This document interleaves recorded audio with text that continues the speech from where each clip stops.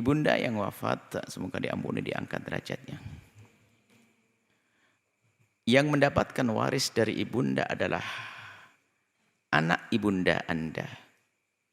Jadi biarpun hanya seibu, biarpun ayahnya beda, itu adalah anak ibunda.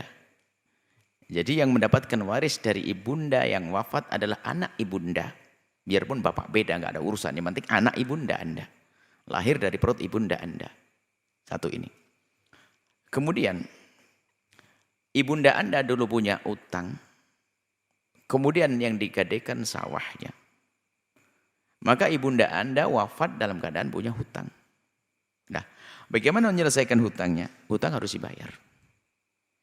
Dari mana pembayarannya? Nah inilah pemahaman yang harus kita hadirkan bahwa harta waris orang yang meninggal dunia tidak boleh diwaris kecuali sudah diberesin urusan utangnya. Maka cara pertama adalah sawah itu dijual. Kemudian hasilnya dipotong untuk membayar utang hasil penjualannya. Sisanya baru diwaris. Baik. Atau kalau tidak, jika Anda saudara yang mencoba menebus, itu namanya meminjami saja sifatnya.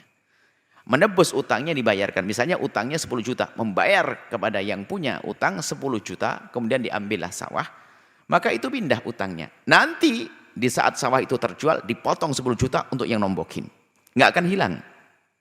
Hendaknya dicatat. Sebab ibunda yang meninggal bukan tidak punya uang, tapi masih punya sawah.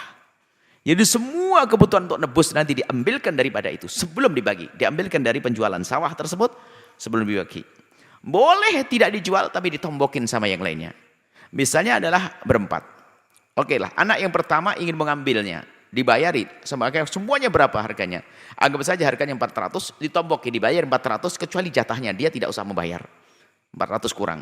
Dan dari sisa uang dibagi nanti. Dibagi kepada yang ada. Temuan duit rumah tanahnya dimiliki oleh kakaknya. Karena sudah dibayari. Ditombokin seperti itu. Jadi intinya bahwasanya utang harus dibayar. Bahkan ingat, tidak boleh diwaris itu harta kecuali dibayar dulu utangnya. Haram ahli waris yang buru-buru membagi harta waris kecuali utangnya sudah dibayar. Yang dibayar bukan utang saja. Urutan pertama utang kepada Allah. Seperti kalau belum haji dan dia pernah mampu haji, diambil untuk naik haji. Utang kepada Allah, termasuk kafarah dan fidyah dan sebagainya diambilkan di sini. Fidyah wajibah. Kemudian utang kepada manusia. Kemudian yang ketiga adalah zakat, urusan dengan hartanya. Zakatnya dibayar. Kalau memang sudah wajib zakat, kalau ada, cuman sawah nggak ada zakatnya. Oke. Yang keempat adalah wasiat, kalau memang pernah punya wasiat. Yang kelima adalah biaya untuk perawatan jenazah. Kalau seorang istri tidak punya suami atau seorang suami. Tapi istri punya suami, diambilkan dari suami. Setelah 5 ini diambil, baru dibagi hartanya. Waris. Seperti itu. Jadi, nggak usah ragu, kalaupun Anda mengeluarkan uang, tinggal ngitung saja untuk nembus itu. Baru nanti jika sawah sudah terjual, Anda bisa memotong daripada hasil penjualan sawah, dan berdamailah selalu dengan keluarga di dalam urusan waris. Agar waris menjadi berkah, dan tidak haram dengan mengambil harta saudaranya. Semoga Allah menjadikan keluarga Anda keluarga yang saling mencintai karena Allah, dan semuanya tetap saling mencintai, tidak ada permusuhan, tidak ada pertikaian gara-gara waris. Dan ingat, kalau ingin tahu ahli neraka yang berjalan di atas bumi, lihat itu manusia yang merebut waris.